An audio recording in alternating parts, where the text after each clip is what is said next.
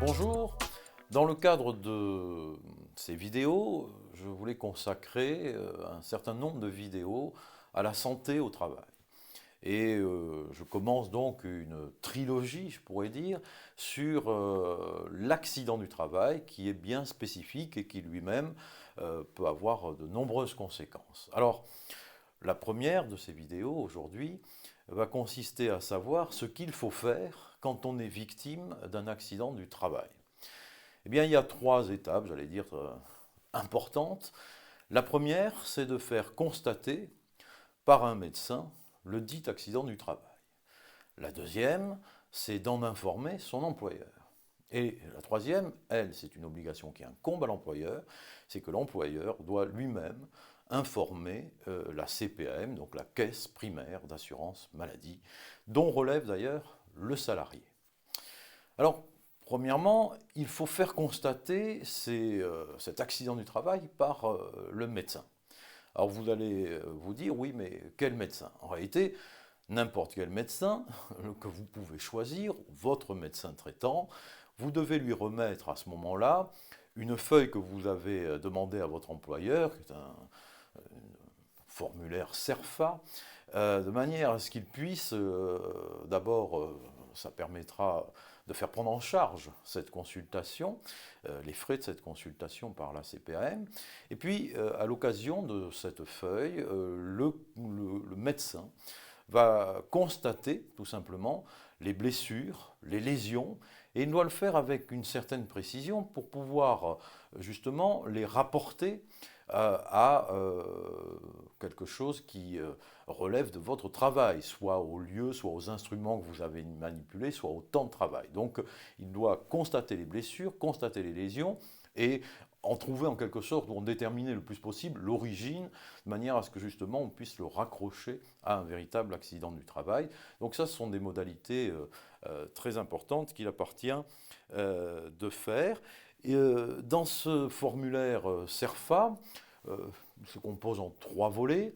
Donc deux volets vont être adressés par le médecin à la caisse de sécurité sociale, et le troisième volet sera conservé par la victime. Évidemment, le médecin qui est en charge de ça va aussi pouvoir prescrire un arrêt de travail, ou non d'ailleurs, mais il devra, si c'est nécessaire, prescrire un arrêt de travail dans un quatrième volet de ce même document. Donc ça, c'est la première des choses à faire. Une fois que vous avez fait ça, j'allais dire, il faut ensuite et immédiatement, et ça vous avez 24 heures pour cela, mais c'est un délai qui n'est pas sanctionné, vous devez informer l'employeur. Alors, vous pouvez poser la question, qui informe l'employeur? Soit la victime elle-même, si elle est en état de le faire, parce qu'un accident du travail peut parfois être très grave, et la victime peut n'avoir absolument pas la possibilité de faire toutes ces démarches administratives. Alors dans ce cas, il peut faire appel soit aux collègues de travail qui étaient présents lors de cet accident, soit s'il n'y en avait pas, à sa famille ou des membres de sa famille qui devront donc alerter l'employeur sur cet accident du travail dans un délai de 24 heures théoriquement. Mais je disais qu'il n'y avait pas de sanction à ce délai. Pourquoi? Parce qu'en réalité, en soi, ce n'est pas un problème de temps, c'est un problème de crédibilité. Si vous attendez trop pour le déclarer, ben, l'employeur pourra contester cet accident du travail, et la CPAM elle-même, qui ne sera pas donc informée immédiatement, ne va pas indemniser immédiatement. Donc on n'a aucun intérêt à traîner. Ce n'est pas sanctionné, mais c'est pénalisant, donc il faut le faire le plus rapidement possible.